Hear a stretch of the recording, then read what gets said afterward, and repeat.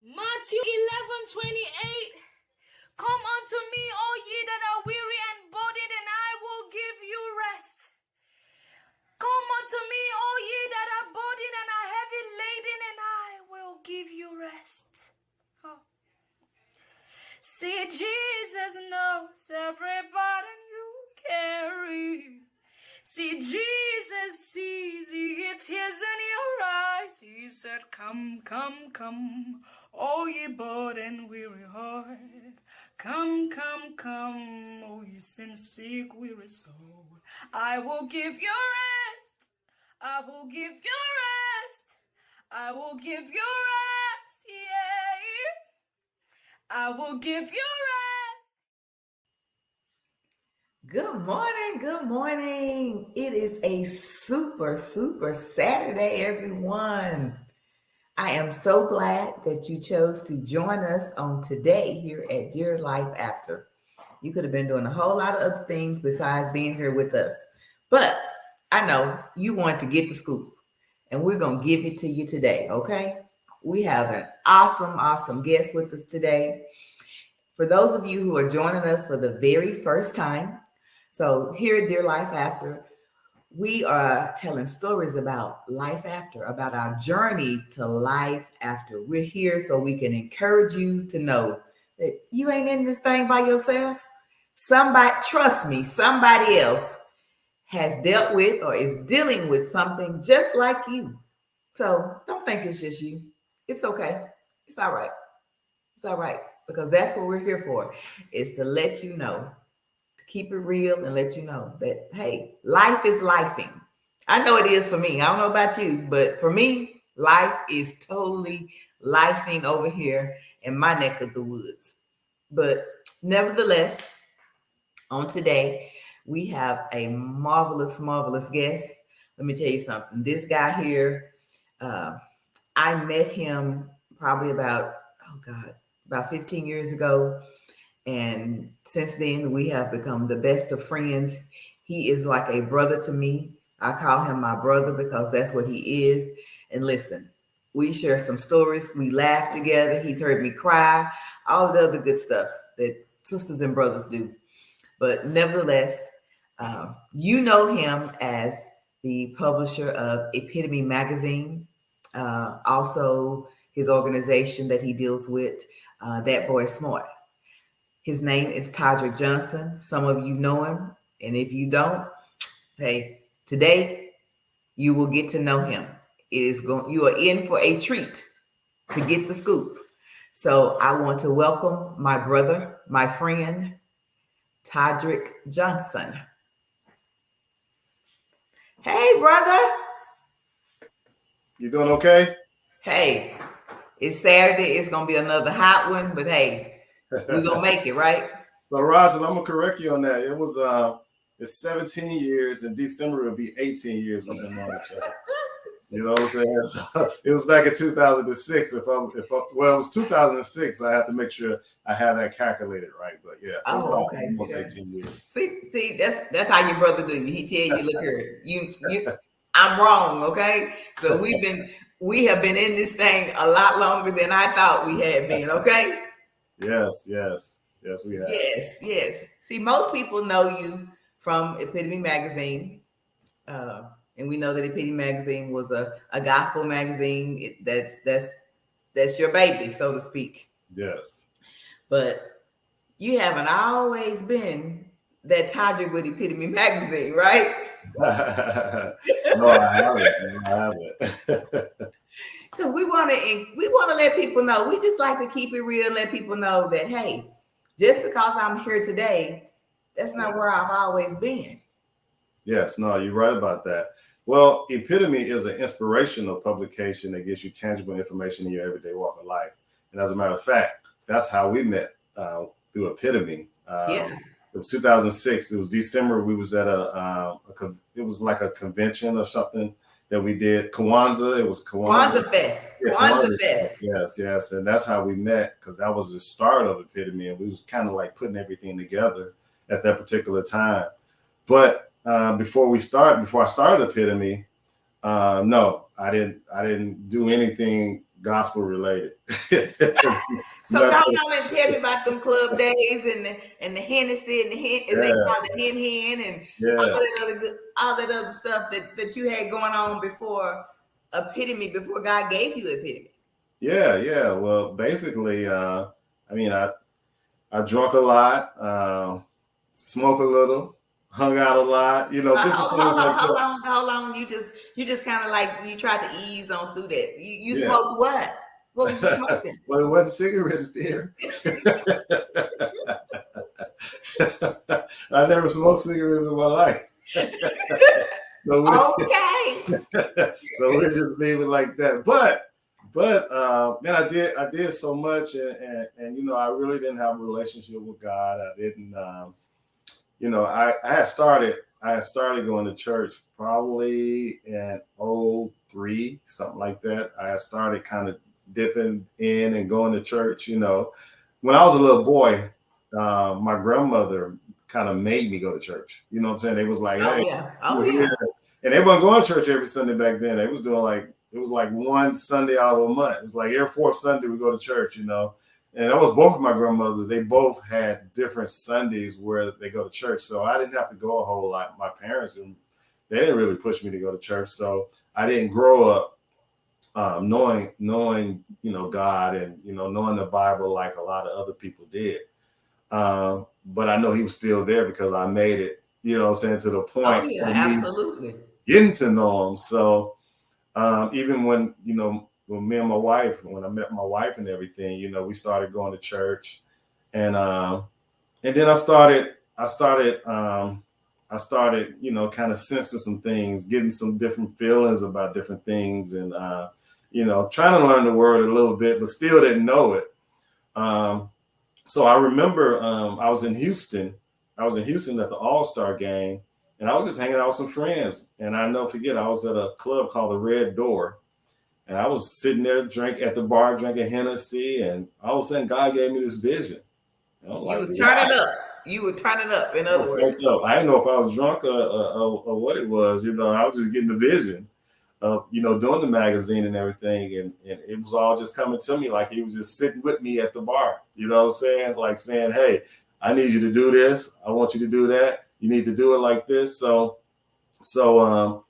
I left Houston. I went home and I told my wife, I said, God gave me a vision to do an inspirational publication. And she almost fell out of her chair. Like, nah, he couldn't have gave you that vision. So when we talked about you were clubbing, like, were you clubbing all the time? Like, this was your thing. Yeah. I was hanging out all the time, drinking, smoking, cussing. I mean, just doing everything, just hanging out, you know, just like a lot of people do when they're growing up anyway, you know. But that was my thing. So when he gave me that and I went home, she didn't believe it. And I remember just working on it, because I was like, okay, well, this is something that I know he gave me. Just let me work on it, because she wasn't really down with it at that particular time. So what I did was, I remember sitting on my couch and he was like, you know, you're going to put sermons in there. You're going to put testimonies in there. You're going to do prayers. We want to talk about fitness, finance, health. You want to talk about all these different things in the magazine. So when the person pick that magazine up, it's going to give them everything that they need in their everyday walk of life. And that's what happened. And that's how we went. That's how I got into it. And then probably, I don't know, maybe 6 to 8 months after that, my wife, you know, she got into it and, you know, helped out, and, you know, got a graphic designer and an editor and just different writers and different people. I met you, and you was a part of it. The people was just coming, you know. It was a blessing. So we just want to recap. So basically, you were in the club, drinking. Yeah. And when God gave you this vision, because I think somebody needs to hear this. Somebody needs to know and understand that, you know, because a lot of people think that, I'm gonna go to church, and, you know what I'm saying, when I get myself together, so to speak. And we want to encourage people to know and tell them, that's why we like to keep it 100 and let them know, hey, it's not a matter of you waiting, because the church is kind of like it's true. People say the church is like the hospital. You go there because you're sick, so to speak. So you don't wait. You don't wait till you fix your gunshot wound and then go to the hospital. Mm-hmm. So it's the same thing with going, you know what I'm saying, we're going to him. You don't wait until you figured you've cleaned up your life, so to speak. That's what his job is. You know, that's why it tells us creating me a clean heart, because that's what he does. Yes. You know, so it doesn't matter, you know, being in the club or wherever we are, when God has something, you know, for your life, hey, he gonna give it to you. That's right. That's right. And you know what, Roslyn? He's going to meet you where you at. So a lot of times we can't force situations and force people to do different things. Say that again for the people in the back. They didn't hear you. He's going to meet you where you at. So we can't just be forcing people to do this or do that. You know, we have to allow God to touch them, and he will get their attention. You know, he'll get your attention one way or the other. If it's in a good situation or it could be a bad situation, he's going to get your attention. And the thing about it too, Rob, is that we all have to build a relationship with them. Because when I started the magazine, I knew then that I had to build my own personal relationship with them, especially, you know, doing what I was doing, because Absolutely. You know, yeah. we come across a lot of people, and you never know. You have some people out there that just try to tell you anything. So you have to make sure you have that own relationship with him, so he can continue to cover you, and you can understand what's going on, and you can start seeing the spirit by the spirit. So you can, you know what I'm saying? Because that helps you out a whole lot. So I had to build that relationship with him. So yeah, I just think, you know, like I said, it's so important. And I think it's really, really important for, you know, our men to know that, okay, it ain't necessarily that I gotta wait till I'm not clubbing or whatever, you know, but when God has something for you, it's for you. That's what I posted the other day. No devil in hell can stop what God has for you. Yeah. Period. It don't matter in the club. Mm-hmm. I mean, because, you know, people see you and they see the Todrick, you know, of Epitome magazine. And so they're like, hey, okay, well, he's got it together. And not saying that you don't have it together, but they don't understand that there was a journey. You know what, Roslyn? We see plenty of people in the church that don't have it together. We probably think they got it together, but they don't have it together because, you know, all of us are dealing with something. It's something that all of us are dealing with. Even the ones that's in there teaching and preaching and doing whatever. Everybody go through things. You know what I'm saying? There's no one in the church that's not human. Everybody is human. The only one that's sitting in the church that's not human is probably Jesus, God. You know what I'm saying? But everybody, right, even the preacher, go through some stuff. Human, so he have things that he go through as well.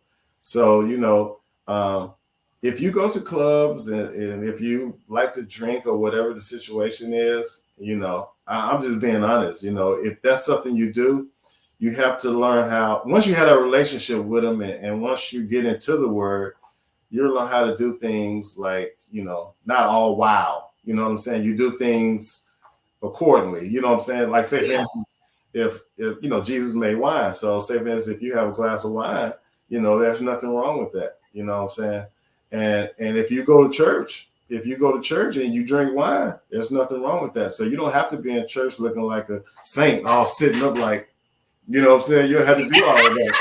You know what I'm saying? Just relax. And that's why you have to build that relationship with yourself, for yourself. So. Yeah. Oh yeah, absolutely. But yeah, like you said, I mean, I think the difference is that people misunderstand. It says we're not supposed to get drunk. You're not supposed to be a drunkard, so to speak. It doesn't mean that because that I have a relationship with God that I can't enjoy life. Yeah. You know? Yeah, that's true. So for somebody who's watching that might totally misunderstand what we're saying, you know, it's just that, okay, yeah, you know, going to the club, okay, if that's what you enjoy, you know, if you're doing it in a decent and in order manner, then hey, okay. Yeah. But if that's your life, if you're going because you're seeking, you know, other things, I mean, you know your intentions. Mm-hmm. Yeah. You know, and so that's what everybody has to know, because it's not for us, it's for him, because he knows, you know, our hearts and our thoughts and our intentions and things like that. And that's why I say you have to have a relationship because, I mean, there's so much out there. There's so many people that's not right, or so many people that's always trying to get over you in some type of way. But as long as you have that relationship with him, you'll be okay. And people have to. And understanding, that everybody didn't grow up with a background or foundation and going to church every Sunday and going to, Sunday school. And because even for those who did, I mean, I grew up going to church every Sunday, having to go to Sunday school. Mm-hmm. Like my grandmother, it was a must to go to Sunday school. Like you could go to Sunday school, come back home. She didn't care.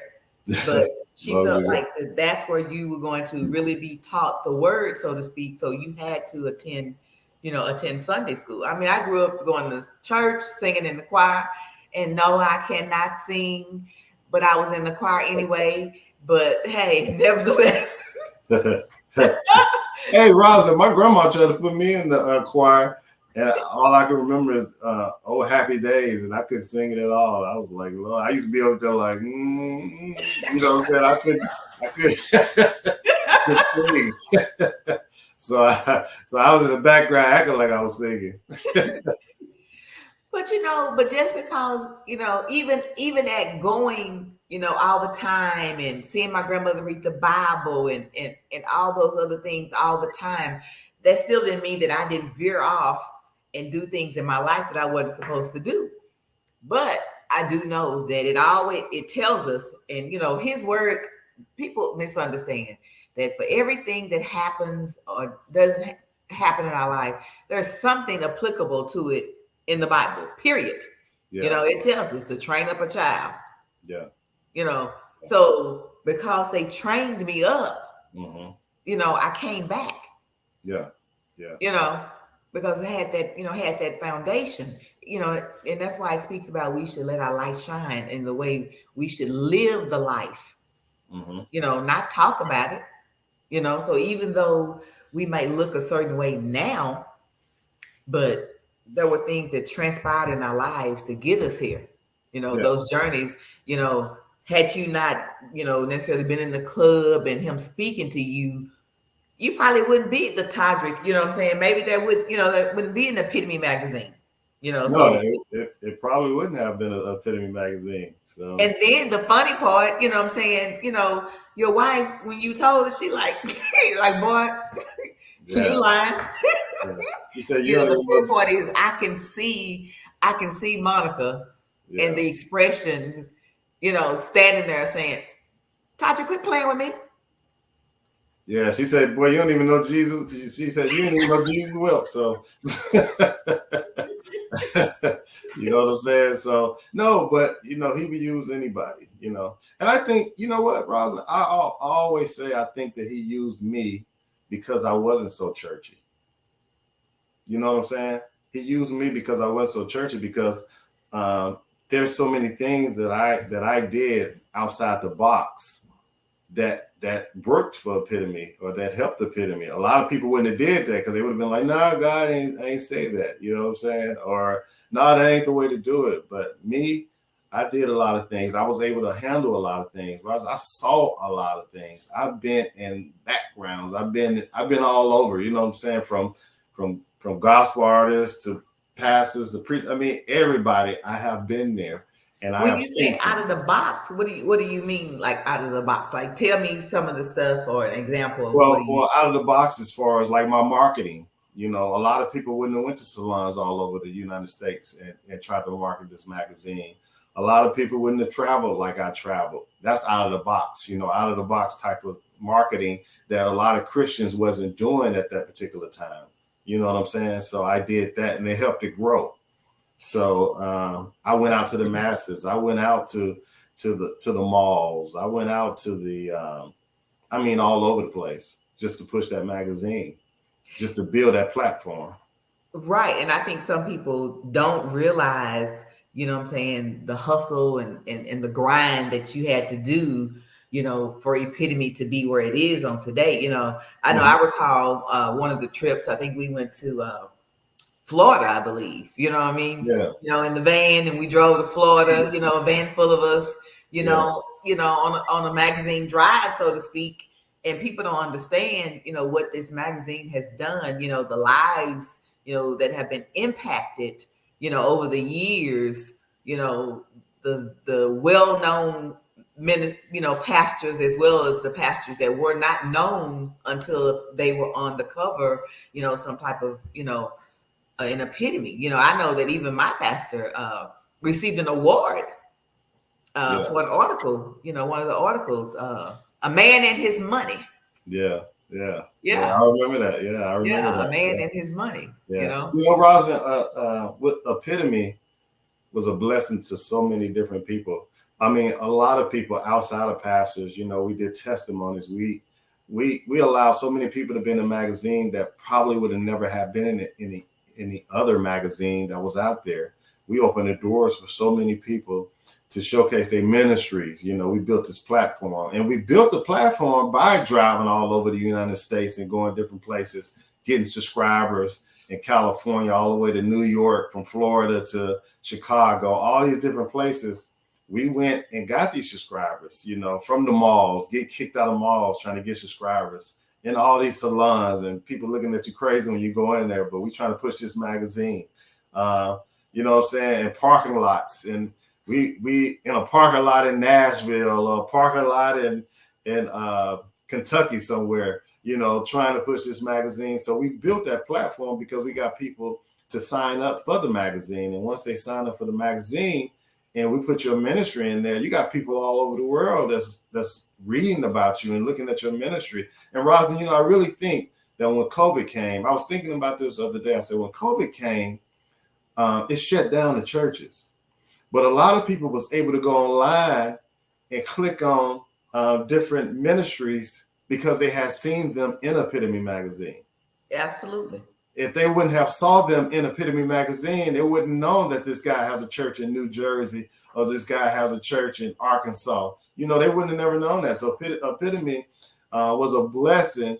And just like I was saying earlier, it was a blessing that we didn't realize what we had until now. Oh, yeah. I mean, and the wonderful galas, the award shows that you guys, hundreds of thousands of dollars, just to show the appreciation, to the people who had, been in the magazine and helped, impact other people's lives, was just amazing. Yeah. But with that being said, we're going to put a pin in it because we're going to go to commercial break because we have to pay some bills around here. So we're going to go and take a little quick commercial, and we'll be right back. Don't go anywhere. Just sit tight.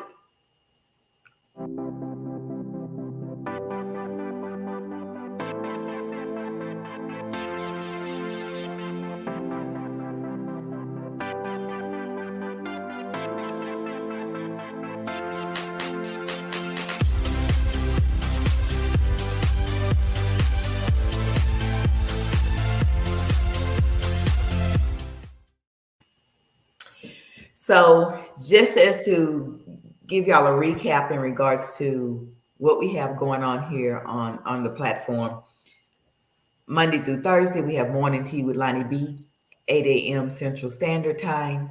Grab your tea or your coffee, get a little quick devotional word on about 15, 20 minutes to start your day off.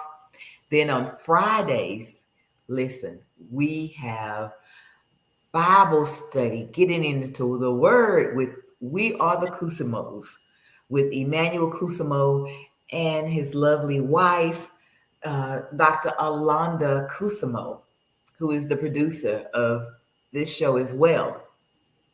Then, of course, on Saturdays, we're here at Dear Life After at 11 a.m. So, hey, tag a friend, tweet a friend, like, share, and follow our page, please. We are trying to build our following.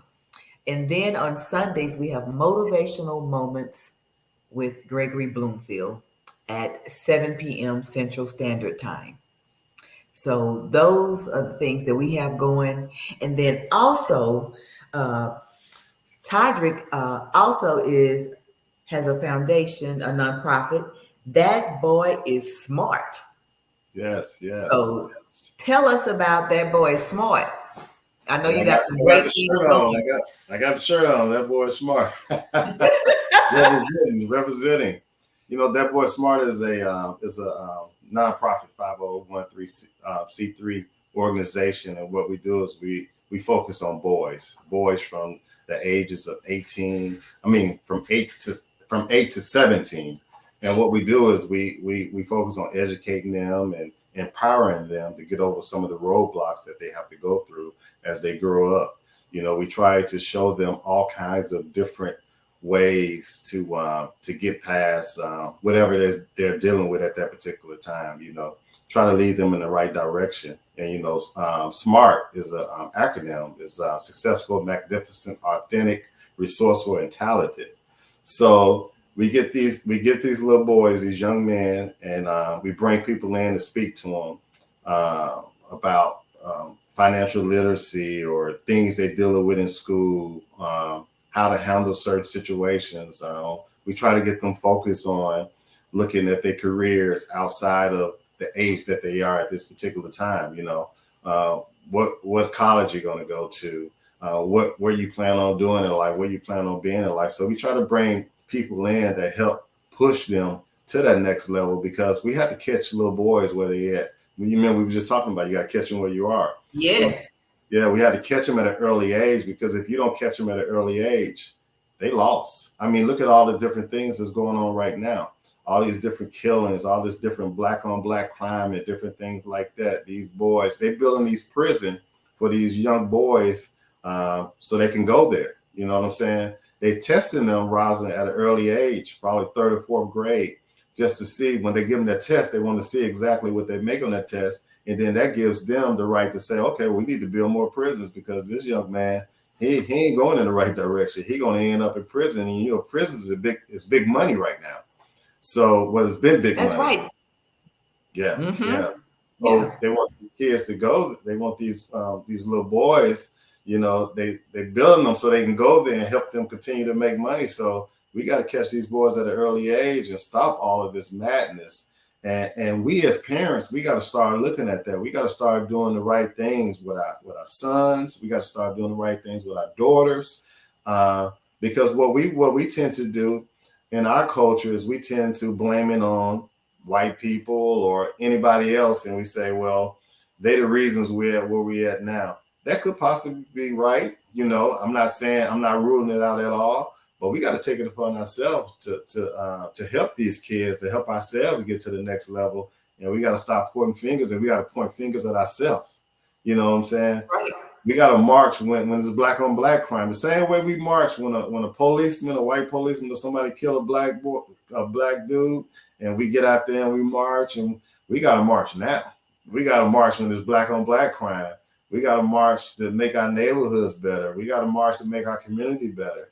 We just got to change our mindset.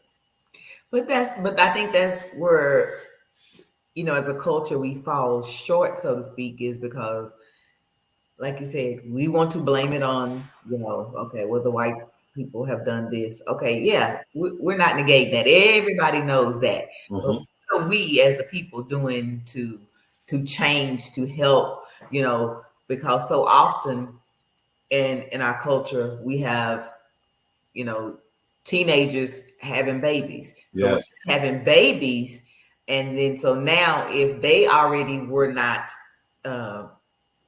raised properly, so to speak, or geared in the right way, so now we have them, you know, you're on the system. You know, there's no, I mean, you think that this is just the way to live life, so to speak. Yes. And it's not.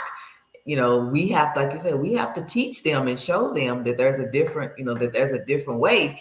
And that's also a part of, you know, being here, encouraging them and knowing that, okay, well, hey, just because, you know, I'm in a different place now in my life, and on the road to, you know, success or whatever, Yes. I haven't always been here, you know. So I had my struggles, you know, I had, you know, things that I dealt with in life. Yes. But I didn't let that stop me. You know that Okay, just because you go to jail or prison, or just because you had molestation, or just because you got divorced, or just because you lost someone near and dear to you, that doesn't stop you from living your life. That doesn't mean that you can't go on and move on and do something with yourself in life. That only is a stumbling block, so to speak. So or I would say a pause. So you're on pause maybe, but you got to go back and push play. Yes, right. You know what I'm saying? You got to go back and push play. Right. That's right. Yeah, so that you can go on in life. And so that's what we want to do, is to come on here and encourage people in knowing that, okay, just because we look like this now, hey. But hey, Roz, you know what? What I wanted to say too was that when my wife came up with That Girl Is Smart, because that's an organization too as well that she have.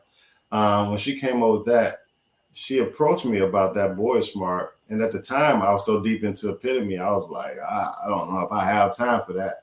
But I will tell you that I thank God that I did that, simply because I'm connected to young boys. I want to see them succeed in life. I want to see them make it. I want to see them be able to get over the hurdles of life. Right now, it's very important to me that we help these boys out, especially at an early age. And I'm so excited about it right now. And everybody is looking. I want you guys to be able to help support us, support these kids. Help us help these kids out. We always need financial support to help these kids. So please, Absolutely. send to That Boy Smart.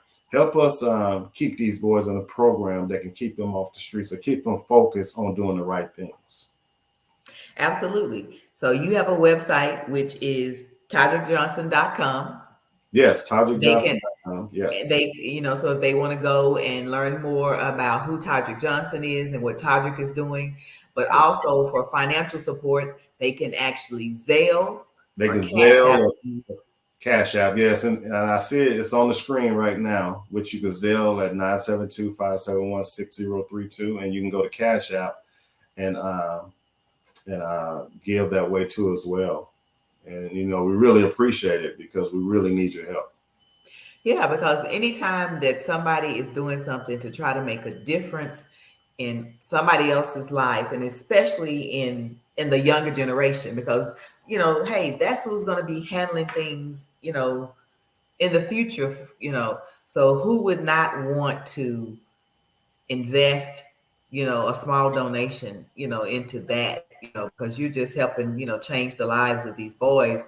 And that is so important, and it's awesome and amazing that you and your wife have partnered together, and she does the same things for the young ladies as well. That is so important. I mean, people just, I can't, I think that people miss the mark in regards to knowing that you have to have a passion for that. Yes, And that people don't just, like you say, you are excited. It's something that, that's near and dear to you, to make a difference, because of things that you went through in your life as a young boy. And so often these boys grow up and they don't have a positive male figure. Yeah, you're right. And you know what, Roz? These kids are so, I look into these little boys, face, and they're so innocent. I mean, the little boys and the little girls my wife work with, they're so innocent. So what we have to do right now is touch them right then, because social media is killing our community. And we got to catch them. We got to catch them early. Yes. Absolutely. Alonda wants, Dr. Kusamo wants one of those T-shirts. Like yes. We're gonna have to send her one to Dubai. Yes, we have them. Yeah, but we got That Girl Is Smart too as well. So we got them all. Yes. I hate I didn't think about it and put on my shirt today.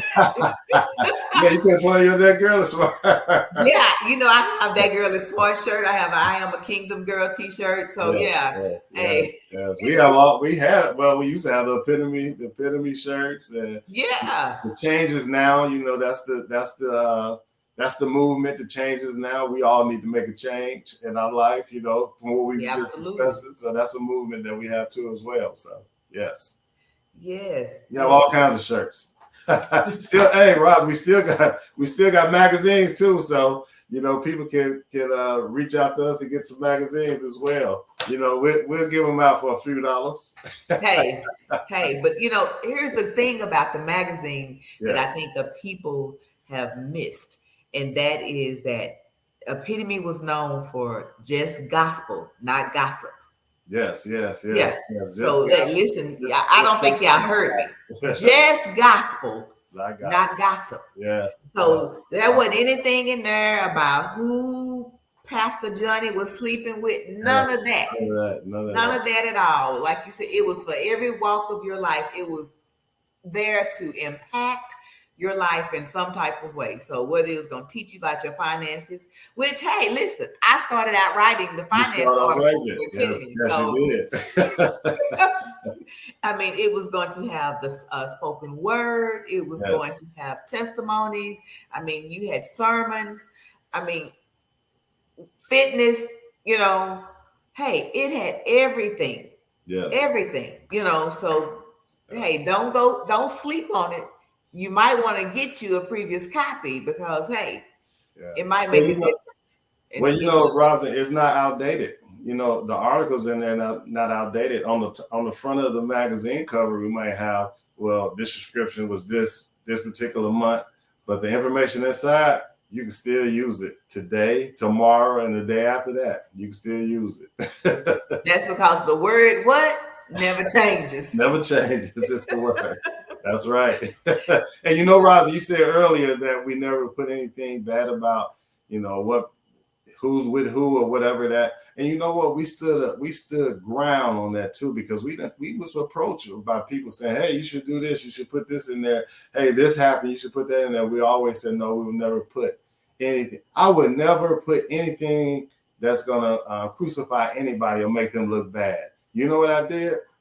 I always wanted to make sure, like if it was something, to give you an example, Roslyn, if it was something that you did that which you human and you might have made a mistake doing, I might put something in the magazine that says, forget what you did. Roslyn is doing this. This is good. You know what I'm saying? This what she's doing is good. I never put anything in there that's going to make anybody look bad. I would try to help them to make them look good. Yeah. So Dr. Alonzo said, do you have any magazines with pastors who have passed? Oh, yes. I got plenty of those. They might not be on the cover, she wants some of them. You know what I'm saying? Yeah. Because, I mean, and that is, it's history. Yes. Oh, yes. It's history. Yeah. Yes. And the good thing about it, too, is that, man, I mean, you could be in Norfolk, Virginia, and people be like, I have had people to say, I was at this salon in Norfolk, Virginia, or I was at this salon in New Jersey or somebody's house, and I saw Epitome magazine on the tables. And I'm like, wow, just to hear stories like that and people reading them, that was major. But I'm going to tell you one of the things that I remember as well, one of the memories with Epitome, hint, bring back the Fresh Fire Conference. I remember specifically this particular year, I know you had Bishop Darrell Brister. Yes. Yeah, he's a firecracker. Yeah, that's my boy. Yeah, you know what? Now that you mentioned that, it's like Epitome brought out so much outside of just the magazine. Of course, the award show where we had people like Hezekiah Walker to come down, William Murphy to come perform. I mean, we had a lot of major people to come down to perform, and we gave out awards to people in the community and Sermon of the Year, Testimony of the Year. We just gave out those awards. And then Fresh Fire. Oh my God, that was a great conference. I mean, we had some preachers to come in and just tear the house down, just hardcore preaching. So yes. Yes. And that's what people, need to, the impacting of the lives, and not, it's not just something that I'm trying to do to make me look good, so to speak. I want to impact lives. Dear Life After is not for me. I was talking to Alonda and I was like, oh my God, I went back and like some of my memories, Facebook had your memories popped up. And I said, it's crazy how God was a year ago, there was a post.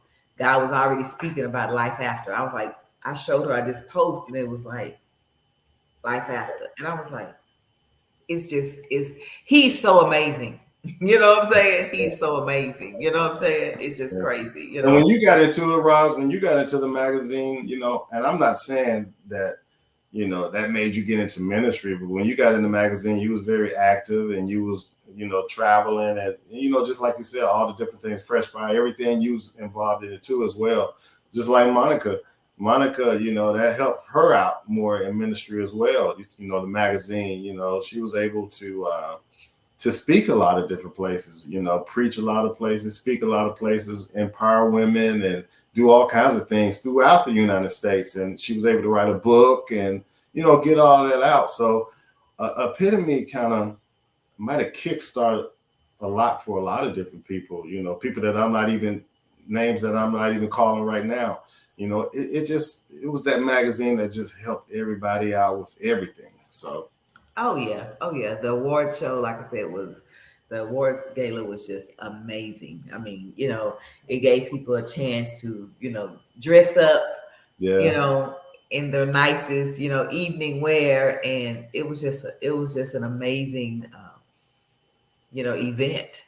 Yes. And it did. And for me, it had me involved, in something, like I said, to try to make a difference and impact my life. Like I said, I know I'm very thankful for Epitome because if nothing else, it impacted my lives in bringing you guys in my life.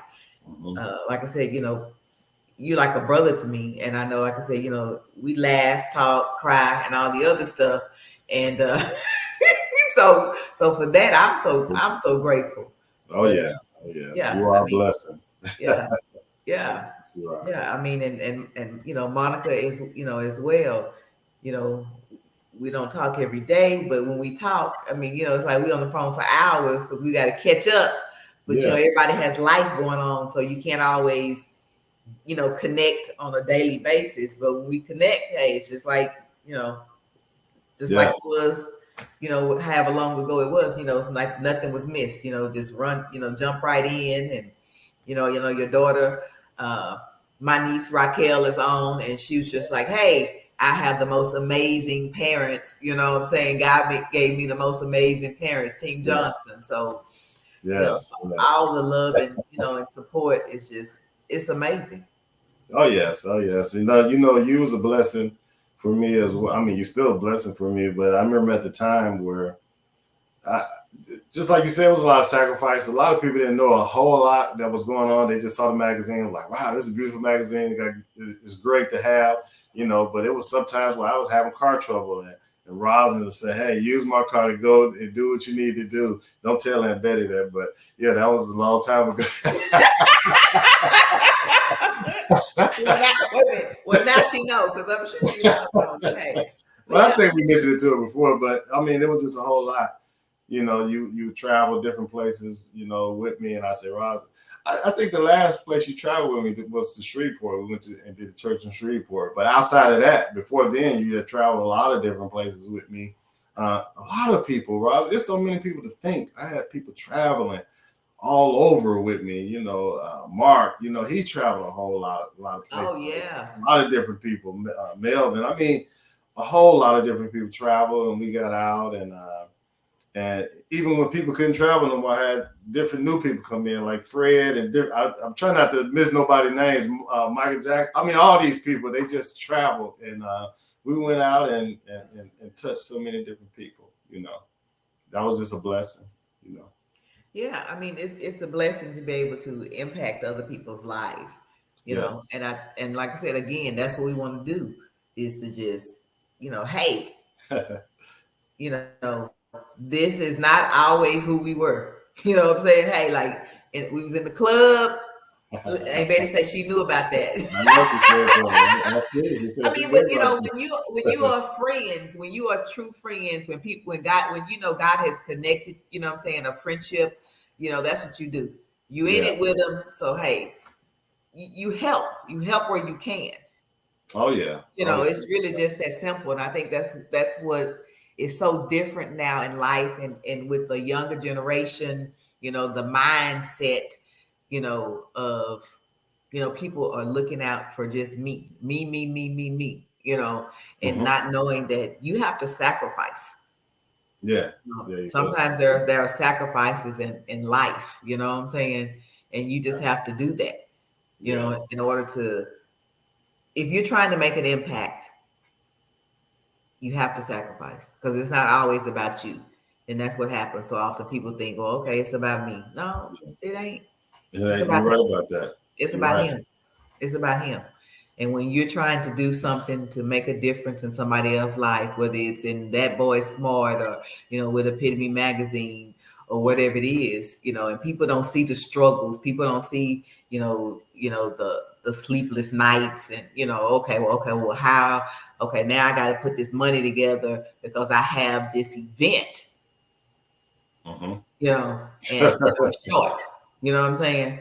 Yeah, I'm sure. Period. Yeah. Period, because it, just like you said, with so many sacrifices, with my wife. Aunt Betty, matter of fact, Aunt Betty, I forgot, she went with us one time, I think, to Houston, remember? Sure did. Yeah. She said it was fun. It was fun. It was fun. Yes. And just like you was talking about sacrifice, because of my wife financially, Epitome was able to get things going at the beginning because of her financially. You know what I'm saying? So, and different people, like, our editor, Anita. I mean, people sacrificed. People stayed up. They had to be at work the next morning, and they stayed up all night just to get this magazine out and get it going. And one particular time, we was sending them out. We had magazines all over the house, and then, then we got smart and started dealing with the postal service. And then, we graduated from there and started dealing with a distribution company. So it didn't start just like you snap your finger and everything was just perfect. It was a lot of people dealing with it a lot of different ways and trying to go to work at the same time. So, yeah. But and that's it. That's what people miss, is that with everything, that process, and that's what a lot of people don't want to do, is go through the process to graduate to the next level. Yes. But you got to go through that process, and that process, that's the ugly part. So that's the part that hurts. That's the part that had you crying and hollering and screaming. But that's the part, you got to look at it. You'd be like, dang, why I got to do all of this? Yes. Well, they had to get rid of that microwave mentality. See, because that's what this generation. Okay, they want to just put it in the microwave and it's ready in 30 seconds. Some stuff you got to put in the oven and put it on bake, and it got to be there. You might even have to put it in the crock pot and let it just slow cook. That's right. You got to let it bake, especially if you got to let it bake like a cake. You got to be able to put everything inside of it so it can rise and look beautiful once it's done, Yes, absolutely. That's right. And that's what, I think people really miss that. And, because they want it now. They want the gratification. They want the results now.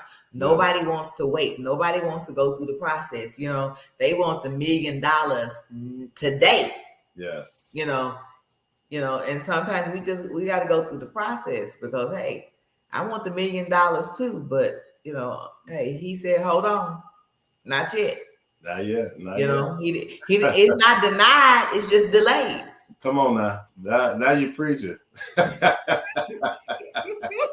Hey, I guess it's just in me, I guess, okay? That's what I'm talking about. That's a sermon right there. Yes. He said, what's the most memorable blooper you both can remember? I don't. There's probably so many of them. I can tell you one of the things I remember, and Roslyn, you wasn't on this trip right here, when we first went to the church in Oklahoma, and my wife and Anita, we went up there. That was our first church we ever went to speak about the magazine, and Monica and Anita kept saying, what you gonna say? And I'm like, oh no, I'm gonna say what's ever on my heart. I'm gonna say what's ever on my heart. I wanted them to stop asking me that, what I'm gonna say, because I wanted to focus on it. Right. Wow, as soon as I got up in front of all those people at that church on my first time, them people looking upside my head. I said, Monica, can you talk? I gave her. I was like, can you talk? And she talked, and I was like, oh my God.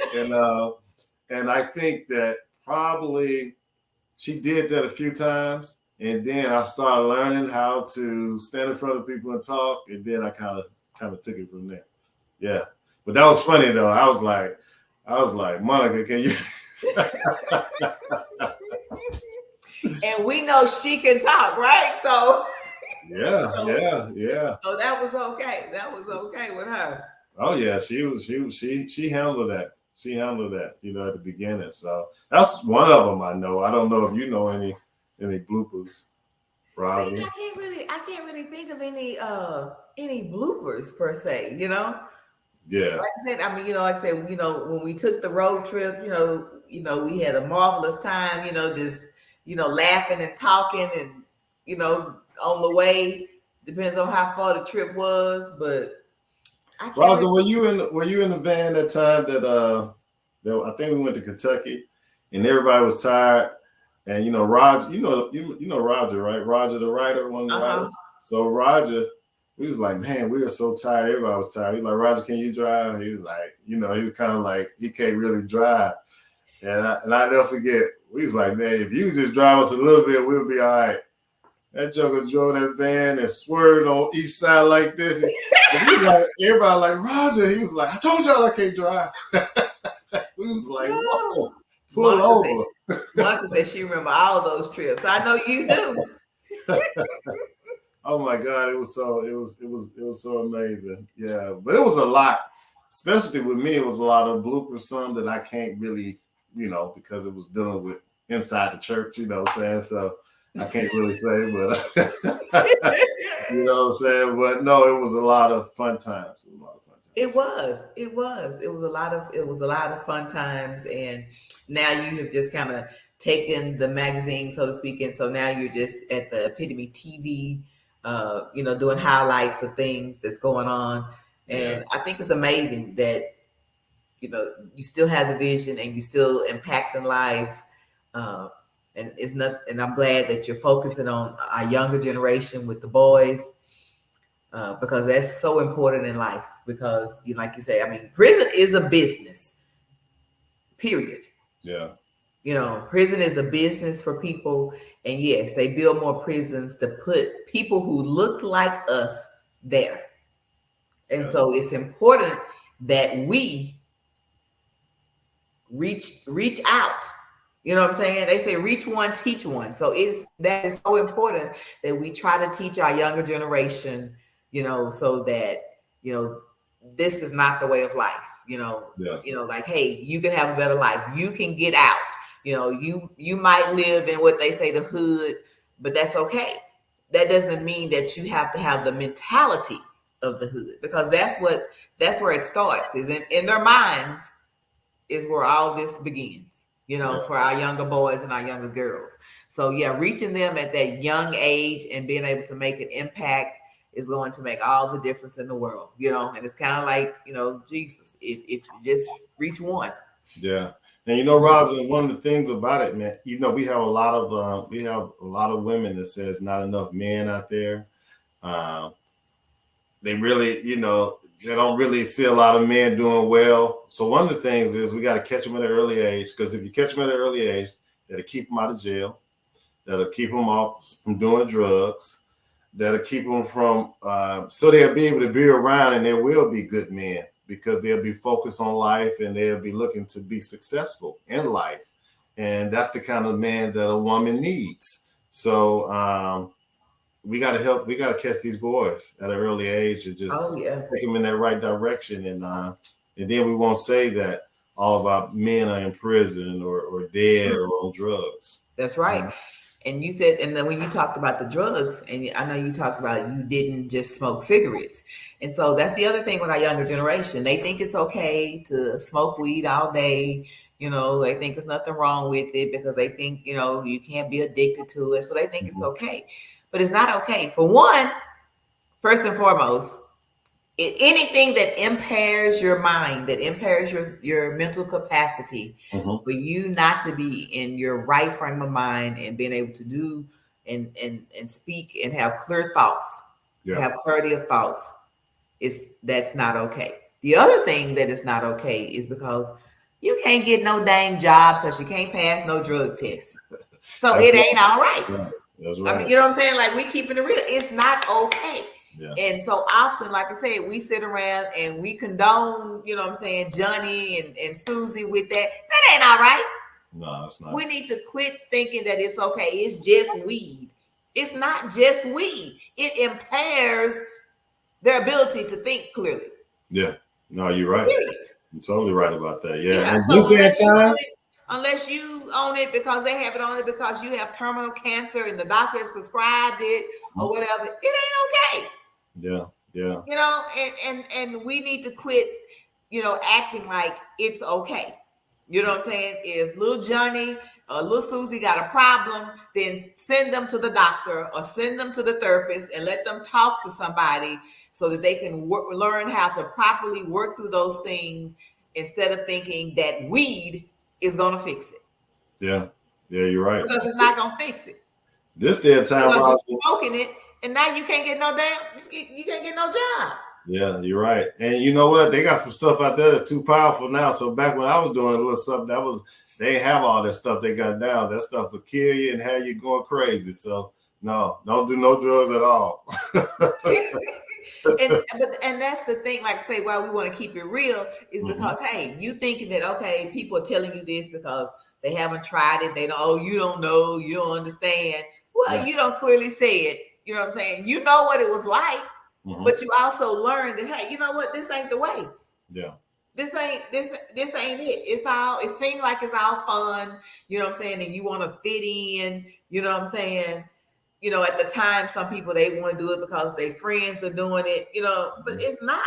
Yeah. You know, Monica says it's not okay, but if you also allow you to take full responsibility for your actions because of impairment, you know, and it's not. It's just not okay. You know, and I think we have to start speaking up about it because it's the other reason, like I said, why they can't get jobs. They can't pass drug tests. So, right. you think that's okay? Yeah. So now you want to be on the system, so to speak, because you can't go out and have meaningful and gainful employment. But hey, we have to rethink that, people. Got to catch them early. We got to catch them. We got to catch them. We got to, not only do we got to catch them early. And since we have to catch them early, if you know someone, a man that wants to volunteer. Yes. You know, maybe you can't give financially, but maybe you can impact lives because you can show and help a young boy understand because you've been there. Reach out to Todrick Johnson. You can reach him at 972-571-6032, or you can email him at Antoine@epitomymagazine.org. Yes. I mean, like I said, it's all about making impact on lives. That's what we're here about at Dear Life After. That's what they're doing with Epitome Magazine. That's what they're doing at That Boy is Smart and That Girl is Smart. We want to make an impact on someone else's life. Even if we make an impact on one person's life, then we have done what God has called us to do. Because we need the 2 M's, Roslyn.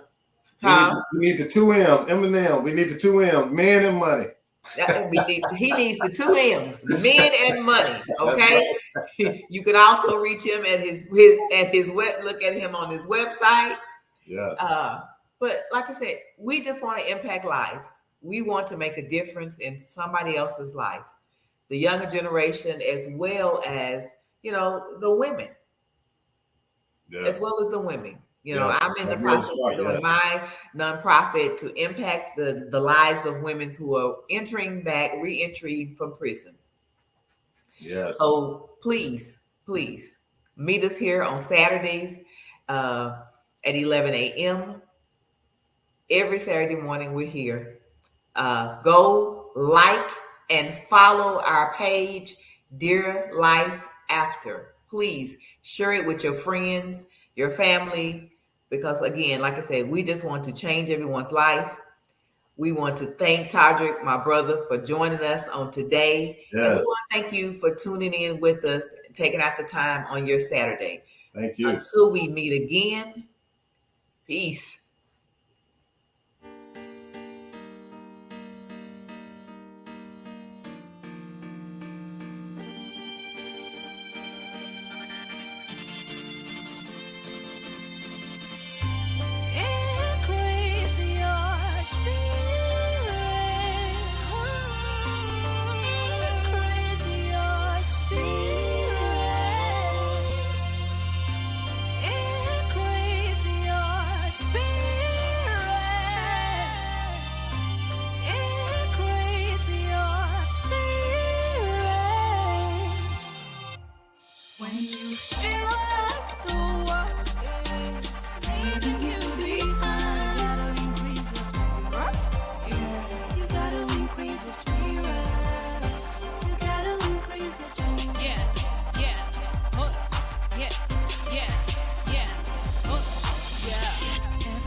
You're trying to be better, trying so hard to get tougher. Every day we competent. You don't have to prove nothing to